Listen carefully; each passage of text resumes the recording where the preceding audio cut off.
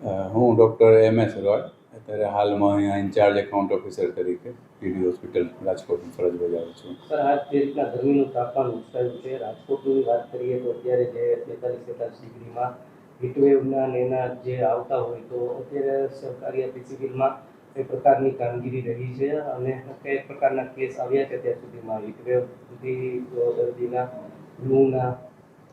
અત્યારે તો આપણા છે 24 કલાક આપણા એમરજન્સી ચાલુ જ હોય છે. એમાં દરેક પ્રકારના દર્દી આવતા હોય છે અને એમાં હીટ વેવનો કોઈ દર્દી આવે સામાન્ય પ્રકારનો તો સારવાર મળે જ છે.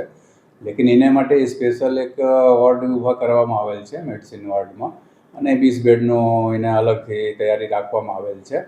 અને એમાં એ છે જે જનરલ વોર્ડ આપણા છે મેડિસિનનો, ઇમરજન્સી વોર્ડ, મેડિસિન વોર્ડ, એમાં તો સારવાર થાય જ છે. એને સિવાય કંઈ બઢતી સંખ્યા આવે એને માટે બી સ્પેશિયલ તૈયારી રાખવામાં આવેલ છે.